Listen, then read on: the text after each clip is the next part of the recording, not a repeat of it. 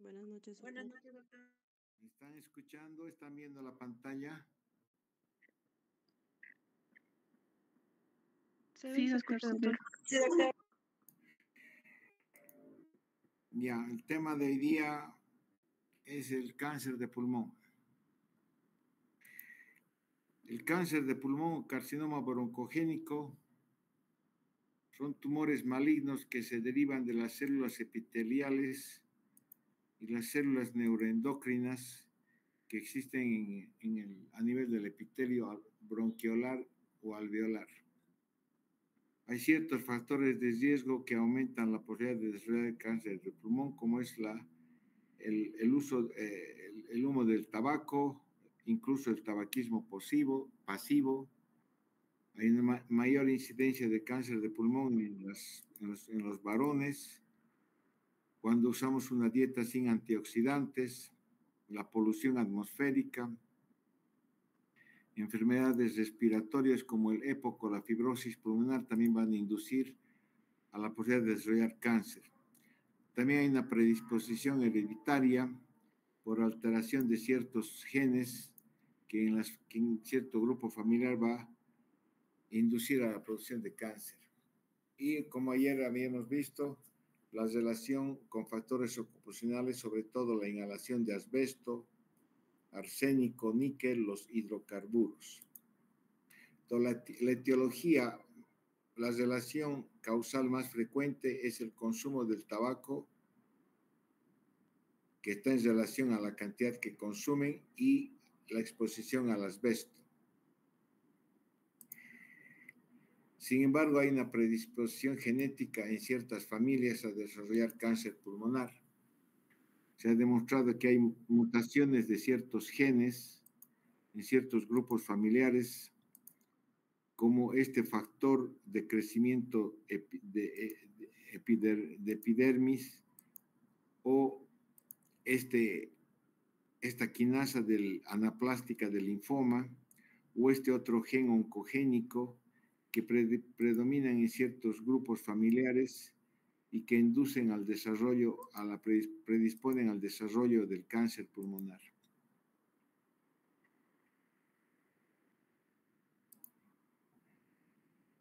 Histológicamente se pueden clasificar en aquellas lesiones preinvasivas, donde solamente hay displasia o un carcinoma in situ. Esto obviamente es bien difícil de diagnosticar porque el paciente es completamente asintomático y tendría que ser sometido a una broncoscopía por algún otro motivo para hacer biopsia de alguna lesión sospechosa.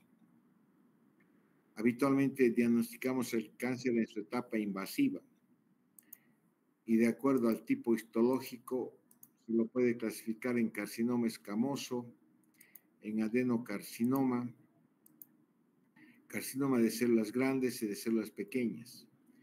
Estos cuatro tipos histológicos son causantes de más o menos el 95% de los cánceres pulmonares. Hay también formas raras como el carcinoma adenoescamoso o el tumor carcinoide. En general, nosotros vamos a clasificar de acuerdo a la clínica y para motivos de tratamiento al cáncer en dos grandes grupos. Aquel cáncer pulmonar que no es de células pequeñas, que corresponde al escamoso, al adenocarcinoma y al carcinoma de células grandes, y al carcinoma pulmonar de células pequeñas. Esta diferenciación es importante porque el carcinoma de células pequeñas es un carcinoma mucho más invasor, con metástasis más frecuente, y en los que el tratamiento y la evaluación va a ser diferente de aquel grupo que llamamos carcinomas de no células pequeñas. Entre el carcinoma de no células pequeñas tenemos el carcinoma escamoso o epidermoide. Tiene una marcada relación con el tabaquismo, comprende más o menos el 30% de los tumores malignos en el pulmón, se origina sobre todo en los bronquios principales, a nivel central, y por su localización pueden producir una obstrucción bronquial. Y esta obstrucción, al producir una obstrucción bronquial, van a producir atelectasia o infecciones pulmonares a repetición en los sitios distales a la obstrucción, en el segmento o en el lóbulo pulmonar distal a la obstrucción. O esa infección que se va a producir cuando hay una obstrucción bronquial, esa neumonitis o infección que se va a producir, va a ser de difícil resolución y va a ser una neumonía persistente, y obviamente en esos casos hay que sospechar la probabilidad de una obstrucción bronquial. Estas masas tumorales frecuentemente se cavitan y obviamente sangran y producen hemoptisis. Típicamente en el examen histopatológico vamos a encontrar puentes de una queratinización celular y puentes celulares que se llaman desmosomas. Eso le va a permitir al patólogo catalogarlo como carcinoma epidermoide, que suele presentarse como una masa central, sobre todo en los lóbulos superiores, y que presenta al momento del diagnóstico metástasis extratorácicas hasta en el 50% de los casos, a nivel linfático o extratorácico. Sin embargo, es el carcinoma de mejor pronóstico y también puede cavitarse o producir síndromes paraneoplásicos como el síndrome de Pancoast. El otro tipo de carcinoma de no células pequeñas es el adenocarcinoma. Tiene una incidencia similar en el varón y en la mujer, y también más o menos es el 30-40% de todos los cánceres pulmonares. La diferencia del adenocarcinoma es que del carcinoma escamoso es que el adenocarcinoma se presenta como una masa, sobre todo en la periferia del pulmón. Al presentarse en la periferia del pulmón no obstruye ningún bronquio. Entonces pasa mucho tiempo asintomáticos y obviamente al no producir molestias, el diagnóstico es más tardío. Por eso tienen frecuentemente síntomas de metástasis extratorácicas. En la patología se va a encontrar estructuras glandulares atípicas que forman moco. Una variedad del adenocarcinoma es el carcinoma bronquiolo-alveolar. El carcinoma bronquiolo-alveolar es aquel carcinoma que se presenta en forma diseminada con varias imágenes nodulares diseminadas en todo el campo pulmonar y que está relacionado sobre todo, se origina sobre todo en el epitelio de los bronquiolos. Es periférico, se empieza sobre cicatrices pulmonares previas, suele no cavitarse.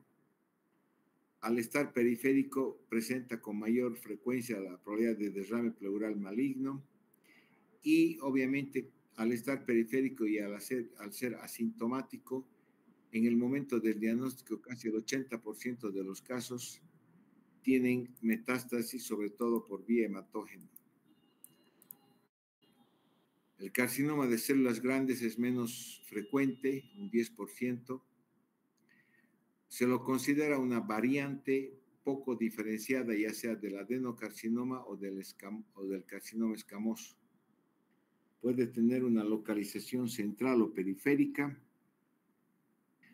Y en la histopatología se encuentran células grandes sin una diferenciación, no presentan desmosomas, esas uniones intercelulares, por lo tanto no tienen características de ser escamoso, ni tienen estructuras glandulares, ni obviamente tampoco secretan moco. Pero se los considera una variante de estos tipos del adenocarcinoma o el escamoso. Tiene una tendencia grande a cavitarse, suele presentarse como una masa periférica y a veces presenta ginecomastia como síndrome paraneoplásico. El carcinoma de células pequeñas es el otro grupo que es más invasivo y más complejo de manejar que el carcinoma de no células pequeñas. También se relaciona con el tabaquismo, con una frecuencia de 20% de todos los tumores pulmonares malignos. Se origina en las células basales de tipo neuroendocrino. Entonces, frecuentemente secretan hormonas peptídicas, producen síndromes paraneoplásicos y producen un factor de crecimiento autócrino. Este factor de crecimiento autócrino le permite a las células cancerosas estimularse a sí mismas para tener un crecimiento mayor. Por eso es que el carcinoma de células pequeñas es diseminado, porque va a autoestimular su crecimiento. Puede tener una localización central y asociado con una adenopatía en el mediastino. En la patología son células redondas, pequeñas, con escaso citoplasma y núcleo hipercromático. Y frecuentemente producen metástasis por vía linfática y hematógena. Entonces, este carcinoma de células pequeñas se origina en las células de tipo neuroendocrino. Puede tener una masa central con adenopatías. Se relaciona con síndromes paraneoplásicos como la secreción de la hormona antidiurética que va a producir hiponatremia o una secreción ectópica de la ACTH, el cortisol, que puede inducir hipocalemia. Es el más frecuente cáncer que va a producir una obstrucción de la vena cava superior y va a producir el síndrome de vena cava superior con esa característica clásica del edema en esclavina. Otros síndromes como el síndrome de Eaton-Lambert. Y obviamente cuando nosotros diagnosticamos carcinomas de células pequeñas, consideramos clínicamente que ya tiene una diseminación al momento del diagnóstico. En la clínica, obviamente en el momento del diagnóstico, solamente un 20% de las personas tienen una enfermedad localizada. El 25% ya tienen una afectación linfática con adenopatías regionales y hasta un 55% ya tienen metástasis a distancia. La clínica obviamente va a depender de la localización del tumor, si es central o periférica, el compromiso de los órganos vecinos, si hay o no hay metástasis linfática o hematógena a distancia y de la presencia o no de los síndromes paraneoplásicos. La clínica por el propio tumor puede producir tos con expectoración y dificultad respiratoria.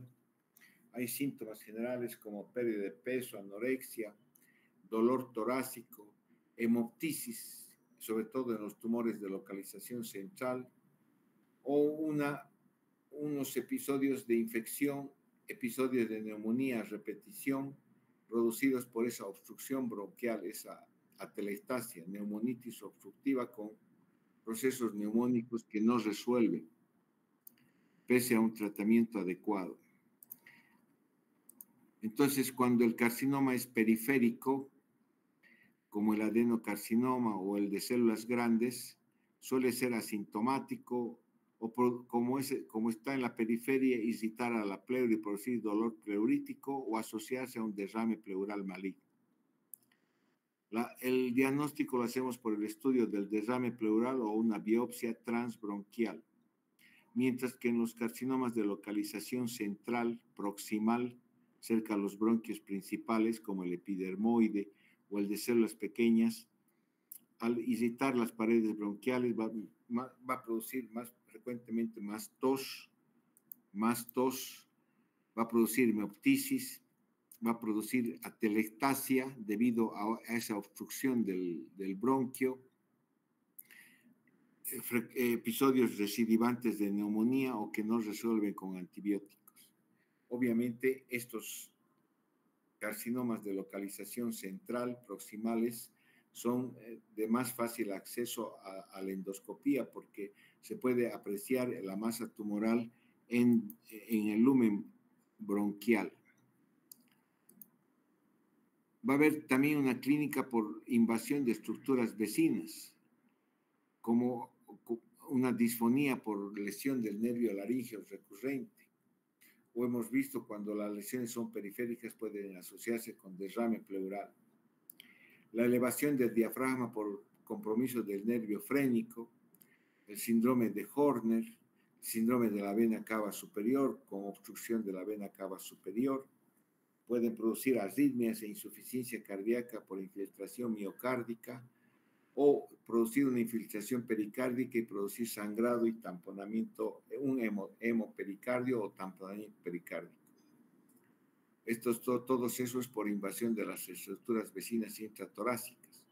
Además va a haber adenopatías paratraqueales, pariliares. Esos pacientes presentan acropaquia y obviamente van a presentar metástasis, sobre todo al cerebro, a los huesos, a la columna vertebral, metástasis al otro pulmón por vía hematógena, al hígado y a la glándula suprarrenal. Estas metástasis producen por diseminación hematógena, linfática, por extensión directa del tumor o diseminación broncógena. Y por eso, por la vía bronquial, llegan a invadir otras zonas del pulmón o el pulmón contralateral. La clínica va a depender de la localización y el tamaño de las metástasis. Puede haber dolor pleurítico y obviamente la presencia de las masas se va a diagnosticar por una radiografía de tórax, donde puede haber nódulos únicos o múltiples, derrame pleural y la linfangitis carcinomatosa, que es la presencia de líneas de Kerley, que son linfáticos que están invadidos por células tumorales que semejan las líneas de Kerley. Esta diseminación linfática a través de los linfáticos pulmonares se presenta sobre todo en el adenocarcinoma primario o a veces en el de mama.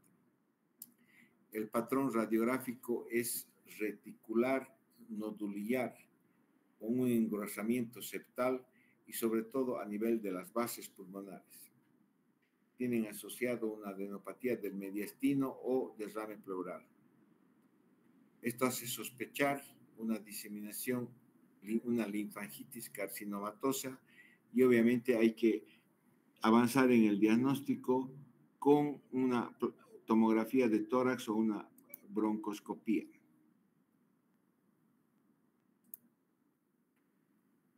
La extensión intratorácica del tumor va a producir adenopatías a nivel del mediastino, de los escalenos o a nivel supraclavicular por invasión linfática. Puede haber una invasión de las raíces nerviosas, como cuando compromete el plexo braquial y va a producir el tumor de Pancoast, va a comprometer y va a invadir el plexo braquial y puede producir monoparesias del miembro superior. O cuando comprime el ganglio estrellado y produce el síndrome de Horner. O con un compromiso del nervio laríngeo recurrente, sobre todo el izquierdo, y va a producir disfonía o afonía. Y parálisis del diafragma por compromiso del nervio frénico. El síndrome de vena cava superior se produce por compromiso y por obstrucción de la vena cava superior. Y obviamente también puede haber derrame pleural. También puede haber derrame pericárdico o compromiso del esófago y producir disfagia. La diseminación extratorácica del carcinoma pulmonar se produce hasta en un 30% en el momento del diagnóstico. Debo buscar sobre todo a nivel del sistema nervioso central con una tomografía de cráneo en busca de masas tumorales, nódulos o masas a nivel cortical cerebral, que se va a manifestar con la presencia de una hipertensión endocraniana o un déficit neurológico o convulsiones. Entonces, todo paciente que presenta estos síntomas hay que hacer siempre una tomografía porque no siempre puede ser un problema neurológico primario, puede ser una metástasis. A nivel óseo, sobre todo en la columna, las costillas, la pelvis y en el fémur, se va a caracterizar por presentar un dolor intenso a nivel local, un aumento de la fosfatasa alcalina y por lesión lítica de las células óseas va a haber hipercalcemia. Puede comprometer, invadir la glándula suprarrenal con aumento de la secreción del ACTH o puede producir metástasis hepáticas que a veces son asintomáticas y obviamente diagnosticamos solamente porque hacemos un rastreo de metástasis y en una tomografía de tórax encontramos las metástasis hepáticas. Estos tumores, al estar originados en las células neuroendocrinas del parénquima pulmonar, pueden producir síndromes paraneoplásicos, sobre todo en el carcinoma de células pequeñas. Pueden producir un aumento de la secreción de cortisol, del ACTH y un síndrome de Cushing. Hipercalcemia por aumento de la secreción de la paratormona o un aumento de la secreción de la hormona antidiurética y producir una secreción inadecuada de hormona antidiurética. Una osteoartropatía hipertrófica con artritis, acropaquia y crecimiento óseo periostal. Va a haber deformación de los huesos. Síndromes neurológicos producidos por reacciones autoinmunes que pueden producir una neuropatía periférica sensitiva o imitar incluso crisis de miastenia gravis, producir síndromes miasténicos. También hay otros síndromes paraneoplásicos como la anemia microcítica hipocrómica, reacciones leucoeritroblásticas, leucemoides y trombocitosis, y sobre todo trastornos de la coagulación con episodios de tromboflebitis repetidas. Este es un síndrome paraneoplásico muy frecuente en toda persona mayor que desarrolla una tromboflebitis periférica sin tener factores de riesgo, ya sea trauma o ya sea estados de hipercoagulabilidad o sea el antecedente de haber tenido un reposo prolongado o tener viajes prolongados en posición semisentada. Cuando estos episodios de tromboflebitis aparecen en pacientes sin antecedentes de ninguna de estos problemas señalados, siempre hay que pensar que esa tromboflebitis puede ser un síndrome paraneoplásico, no solamente del cáncer de pulmón.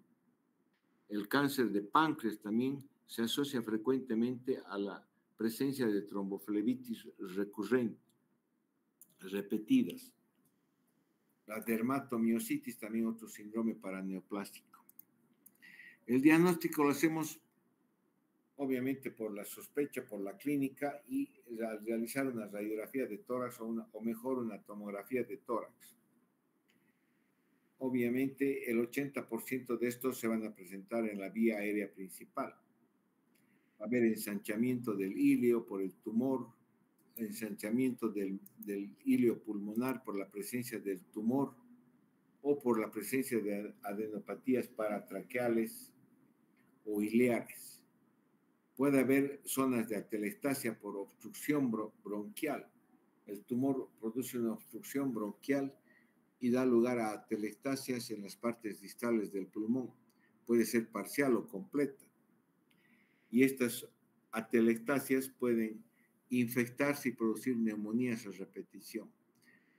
Puede producir una neumonitis infecciosa persistente que dura más de 3 semanas o neumonías a repetición en el mismo lugar.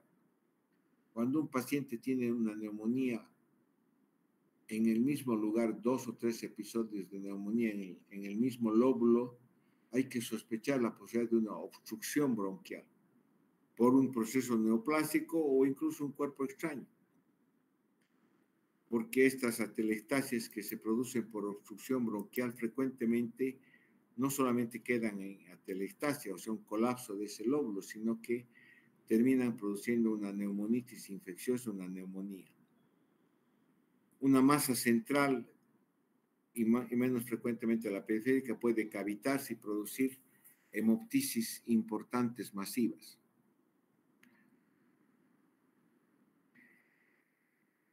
El diagnóstico, cuando existe una sospecha de carcinoma pulmonar, pasa por hacer una citología seriada de expectoración. Puede ser de hemoptisis, una expectoración amarilla.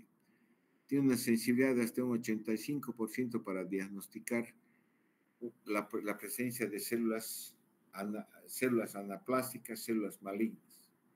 Y es más sensible sobre todo en las masas de localización central. Las masas periféricas van a tener menos posibilidad de tener una citología positiva. Entonces, ante la presencia de una masa, una tumoración con ensanchamiento del mediastino o atelectasia, lo primero que hay que hacer es una radiografía de tórax o una tomografía. Si nosotros encontramos un derrame pleural, también debemos sospechar de cáncer. En este caso, por ejemplo, hay una zona de aumento de densidad homogénea en la base pulmonar derecha que parece ser un derrame pleural, pero lo que llama la atención de esta imagen radiográfica es que aunque existe hay un derrame pleural importante, una magnitud grande, no está desplazando ni la tráquea ni el mediastino al lado contralateral.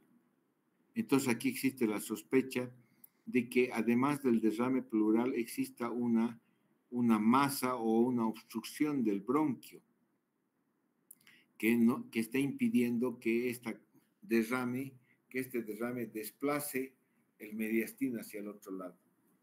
Ese es otro elemento que ayuda a sospechar la posibilidad de una atelectasia en esta base pulmonar. Si a esta persona le hacemos una toracocentesis y encontramos un líquido hemorrágico como entonces las posibilidades de un carcinoma aumentan. Puede haber también otra masa bronquial con derrame pleural y también vemos que el mediastino no se desplaza hacia el otro lado. Obviamente esta persona también parece tener un problema de enfermedad pulmonar obstructiva crónica porque el otro pulmón está hiperclaro, puede ser enfisematoso. En una tomografía voy a encontrar masas periféricas que no tienen bordes bien limitados, tienen bordes espiculados o una masa central como vemos acá.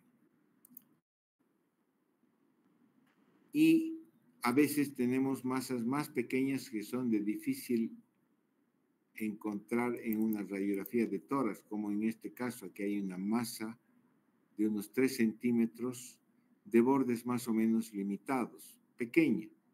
Obviamente este es un paciente que puede tener un buen pronóstico porque se está encontrando una masa relativamente pequeña que puede ser sometida a un tratamiento quirúrgico con resección de todo el lóbulo y quizás con una curación adecuada.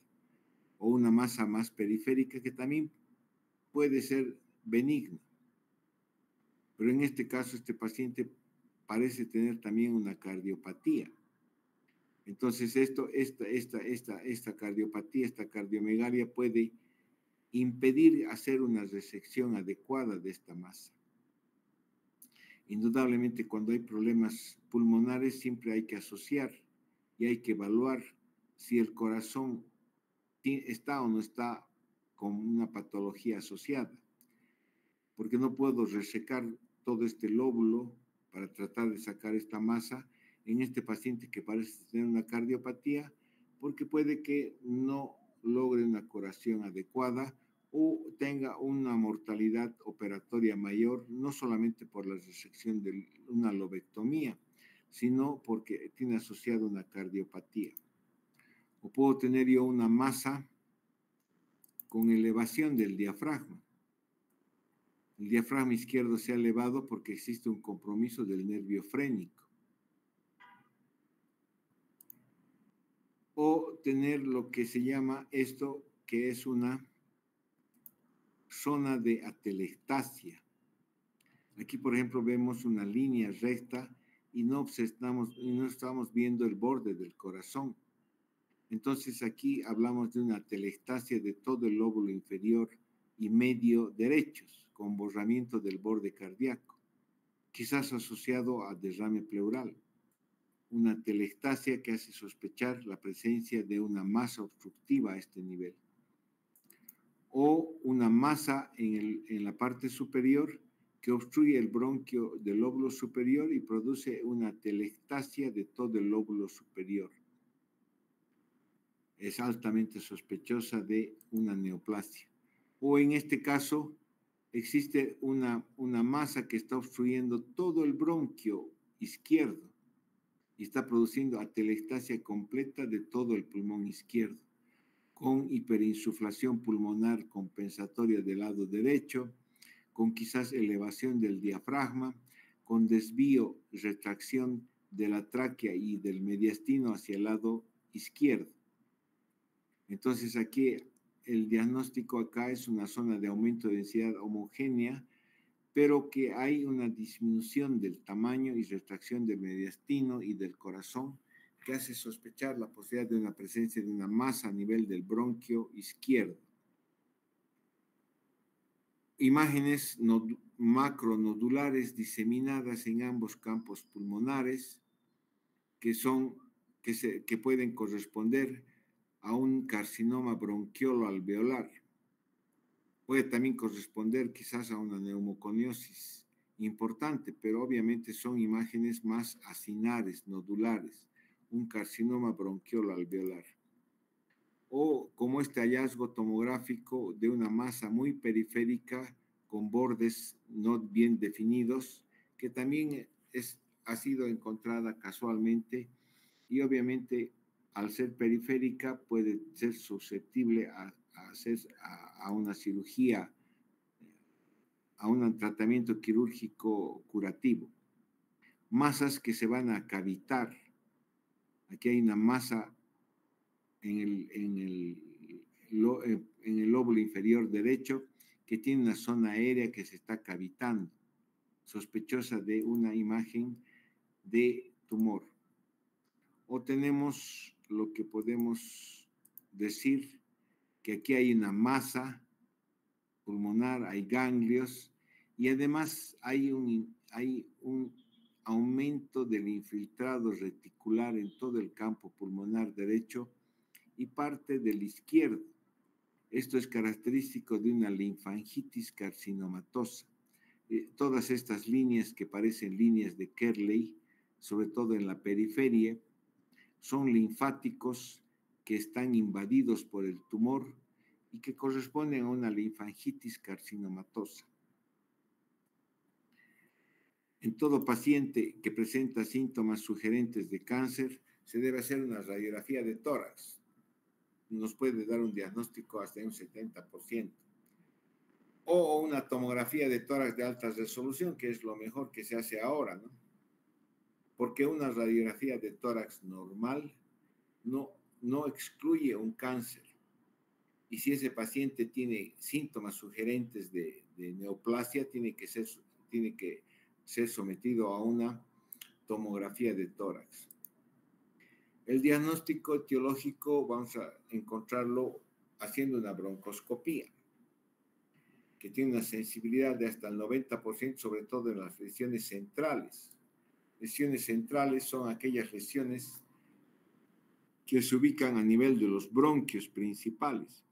Aquí tenemos una broncoscopía donde está la carina, el bronquio fuente derecho y el bronquio fuente izquierdo, y este es el derecho. Y aquí, por ejemplo, hay una masa obstructiva bronquial.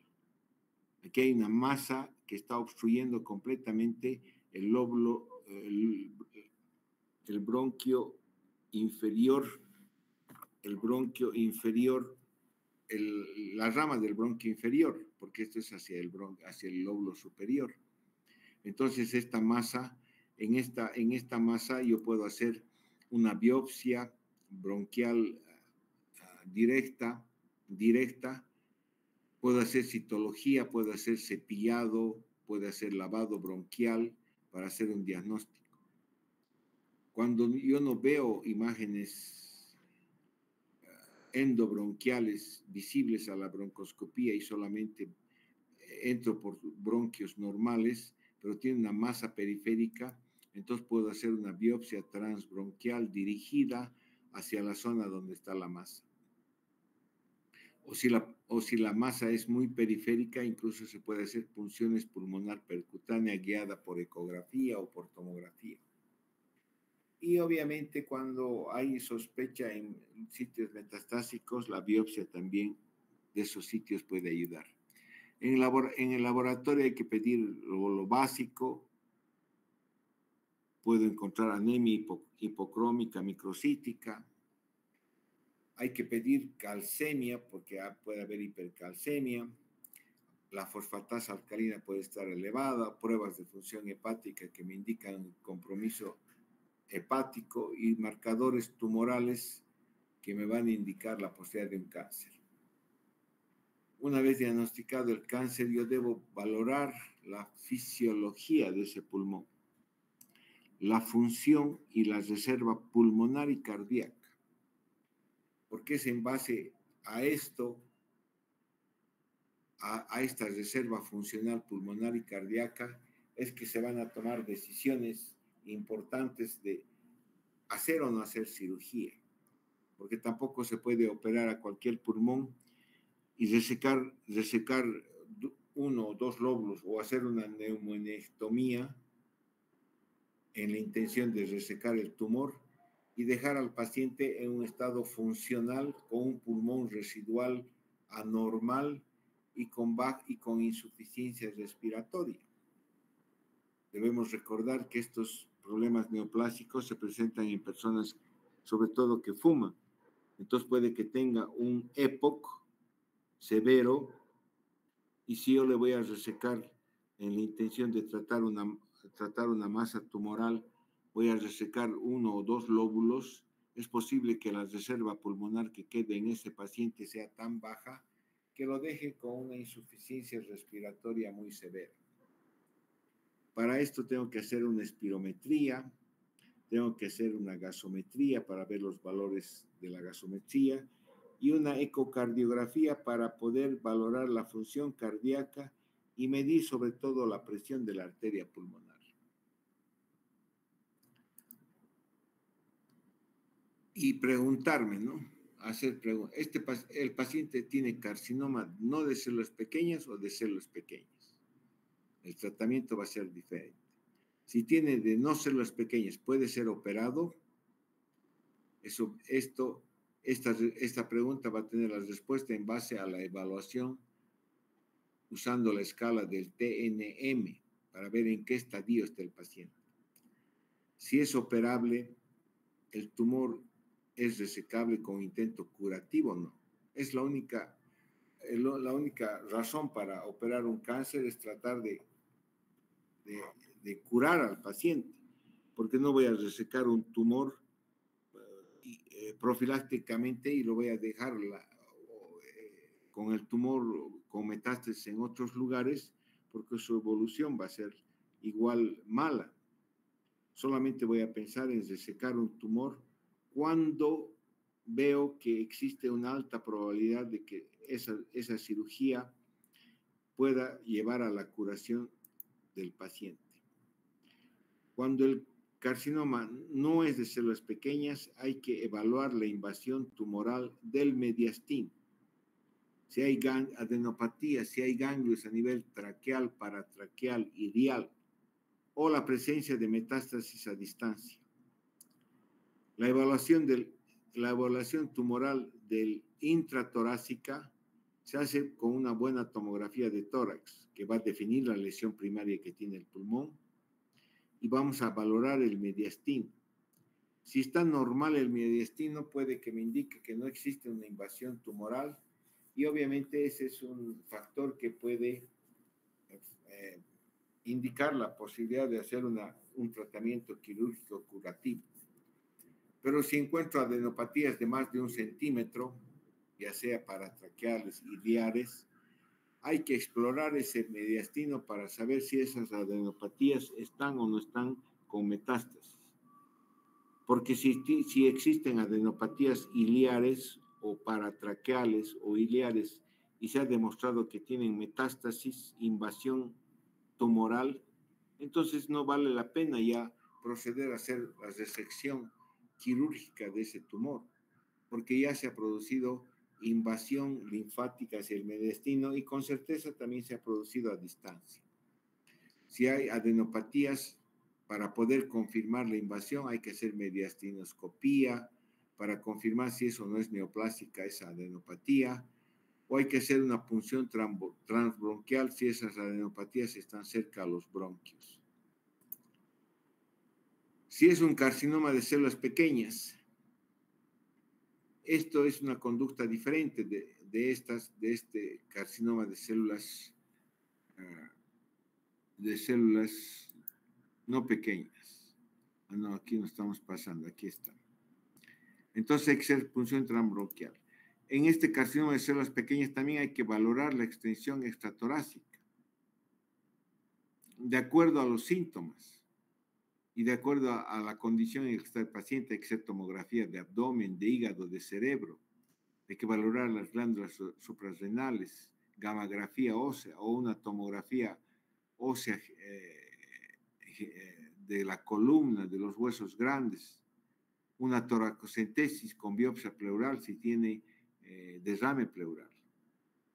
Porque si el paciente tiene derrame pleural está asociado a la posibilidad de un cáncer pulmonar, ese es un signo de enfermedad avanzada. Obviamente se debe confirmar haciendo toracocentesis, biopsia pleural o toracoscopía exploradora. La presencia de un derrame pleural en un paciente que tiene sospecha de cáncer pulmonar indica que si en el derrame pleural hay células neoplásicas, ya es una contraindicación absoluta para realizar cualquier intento quirúrgico de resección pulmonar, porque se considera ese paciente en la clasificación TNM como un estadio T4 con metástasis y que ya no es posible y no va a haber ningún beneficio con una resección quirúrgica. En los carcinomas de células pequeñas, el momento en que hacemos el diagnóstico, hay una alta frecuencia de metástasis al mediastino y a distancia. Por lo tanto, ya no usamos esa clasificación del tumor, nódulo, metástasis, sino que consideramos que este cáncer ya está con metástasis. La metástasis puede ser intratorácico o extratorácico. Cuando hay solamente metástasis intratorácico, y obviamente tiene un mejor pronóstico.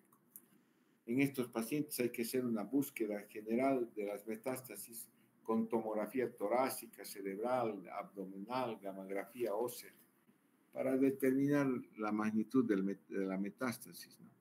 Porque igual el tratamiento, ya sea intratorácico o extratorácico con metástasis, el tratamiento no va a ser quirúrgico, sino va a ser un tratamiento oncológico médico.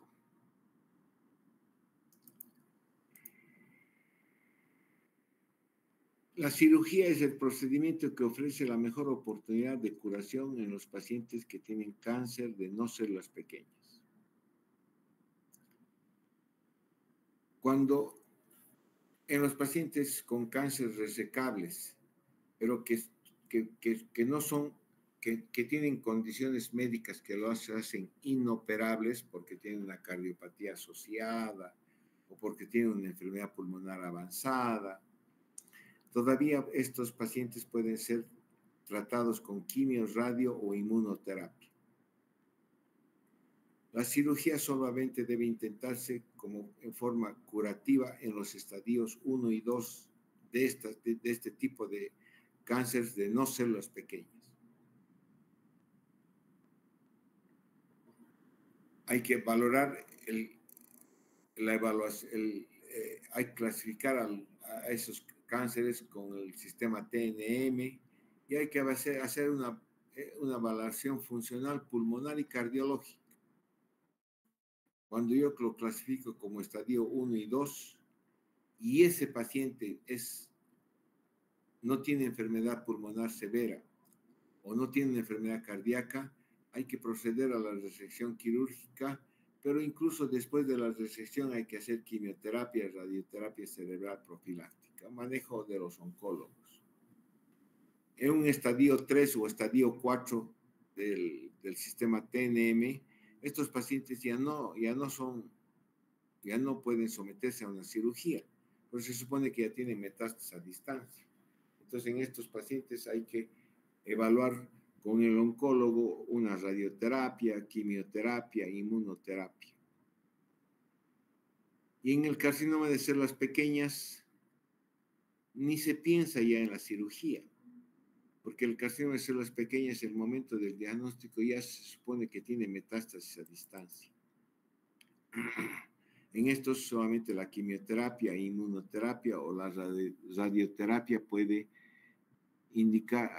ayudarnos en algo.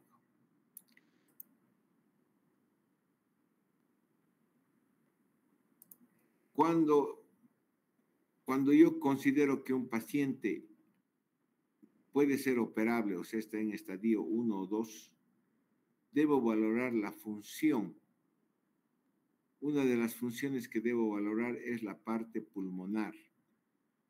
Pues les digo, no se puede sacar 1 o 2 lóbulos y dejar a un paciente con una reserva fisiológica pulmonar tan disminuida que después de la cirugía puede que no pueda ni quede con una insuficiencia respiratoria severa.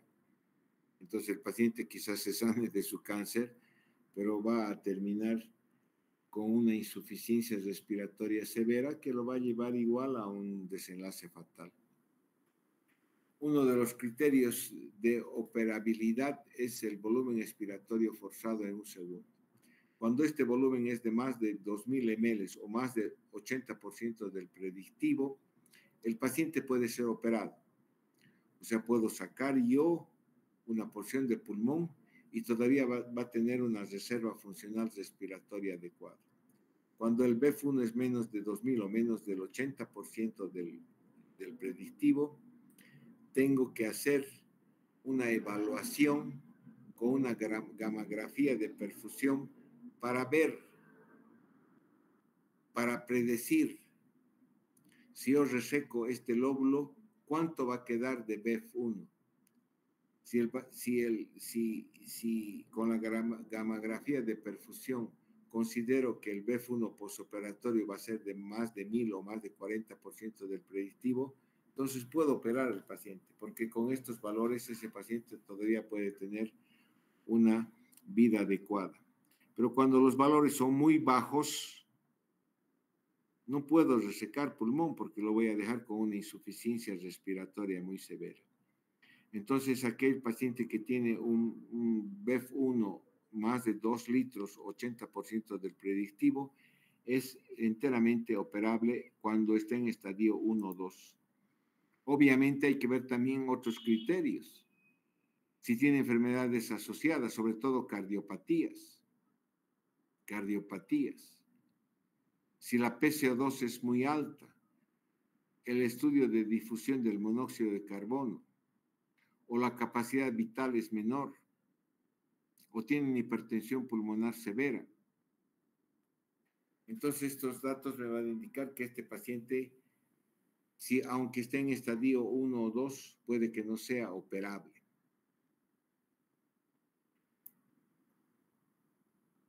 Un aspecto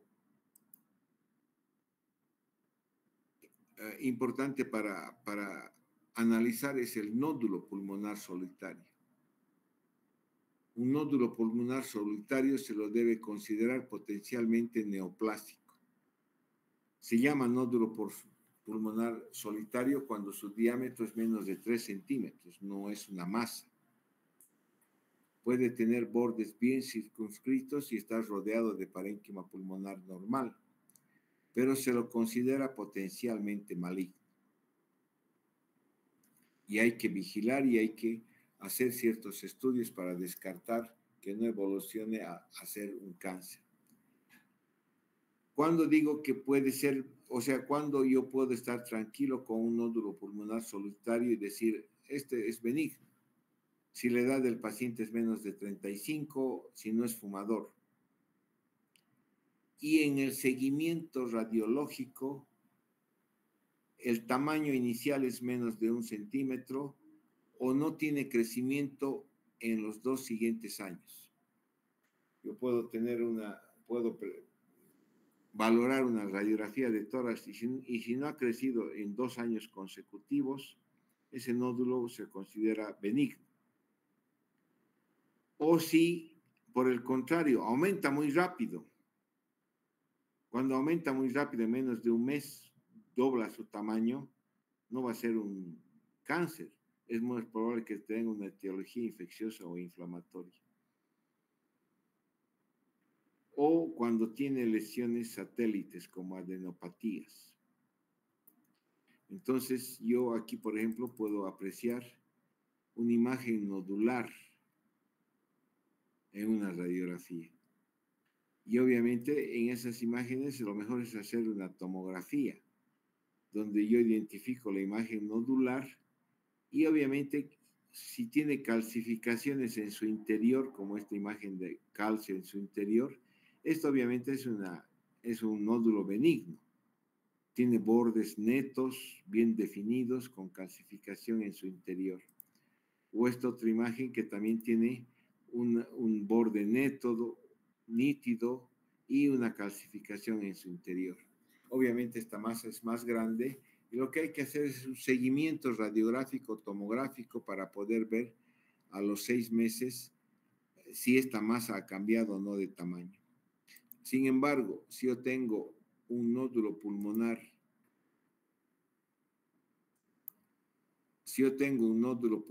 por ejemplo, como este, que no tiene bordes definidos, que más bien te parece tener como espículas, entonces este es un criterio de malignidad. Entonces, a este paciente es mejor sacarle todo un segmento, hacer una segmentotomía o lobectomía, porque parece que el resto de su pulmón está normal. Este otro nódulo también no tiene bordes definidos. Y obviamente tiene como espículas a su alrededor. Es criterio de malignidad. Pero este paciente tiene imagen de enfisema, un enfisema panacinar porque tiene imágenes aéreas diseminadas en todo su campo pulmonar. O sea, tengo que hacer una adecuada evaluación de la función pulmonar para que este paciente enfisematoso sea sometido a una cirugía. Al ser un nódulo pulmonar con criterios de malignidad, entonces el tratamiento quirúrgico con resección de esto es lo mejor, pero siempre y cuando la funcionalidad pulmonar sea adecuada, porque aquí hay datos de enfisema. Entonces, en el nódulo pulmonar solitario, lo que debemos hacer es, si están estables por más de 2 años o presentan calcificaciones, entonces los considera benignos y no amerita mayor tratamiento. Hay riesgo de malignidad cuando el nódulo es espiculado, tiene una corona radiada, espiculaciones. Obviamente en estos pacientes, si es periférico, hay que hacer videotoracoscopía. Es de bajo riesgo de malignidad cuando el paciente tiene menos de 35 años, no es fumador. Y se recomienda hacer controles radiográficos o con tomografía semestralmente, cada 6 meses. Si a los 2 años no crece, es benigno. Si encontramos que ha crecido, obviamente se considera de alto riesgo y es mejor sacar ese nódulo que dejar ese nódulo que puede ser un adenocarcinoma o un carcinoma escamoso que lo hemos encontrado en la etapa inicial y es solamente un nódulo, no es una masa. Entonces, eso es el nódulo pulmonar. 25 personas de 300. ¿Tienen alguna pregunta?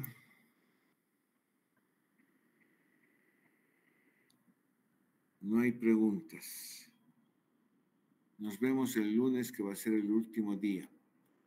Los que están pasando, si hay alguien que está pasando gastroenterología y está rotando con el doctor Keller, Si por favor le pueden comunicar que a partir del martes tiene que iniciar las clases teóricas de gastroenterología.